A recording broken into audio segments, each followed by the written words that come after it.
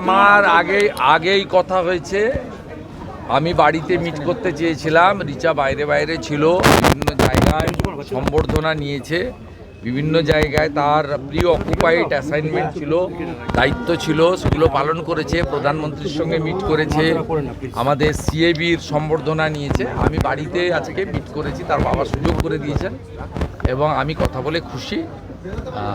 আমরা গর্বিত ভারতীয় হিসেবে, বাঙালি। রিচার নামে রাজ্য সরকার ক্রিকেট স্টেডিয়াম বানাতে চলছে কাওয়াখালীর কাছে, কি বলবেন এটা নিয়ে? মুখ্যমন্ত্রী করলে ভালো। এই সরকারের তো আয়ু বেশি দিন নেই। এই সরকার 15 বছর ধরে রাজত্বে কোথায় কটা স্টেডিয়াম বানিয়েছে আমার অন্তত জানা নেই। নর্থ বেঙ্গলের বা শিলিগুড়ি একটা gateway of north eastern, not only that, Nepal ভুটানেরও বলা যেতে পারে একটা বড় বাংলাদেশ বর্ডারের বড় জায়গা। তা ন্যাচারালি 15 বছর যারা করেনি তারা এই সময় তো করতে পারবে না, আমরা এলে করব।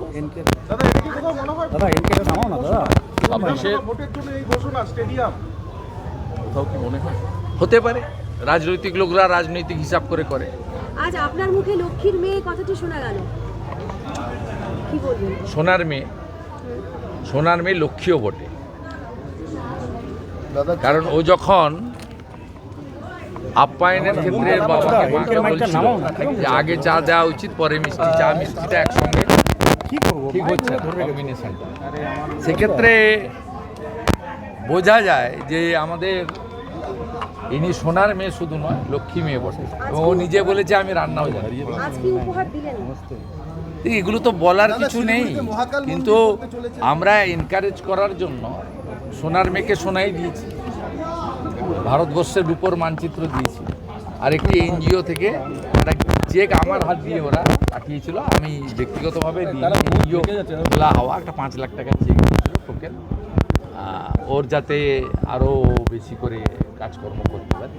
জাস্ট এনকারেজিং, পাবলিসিটির জন্য নয়।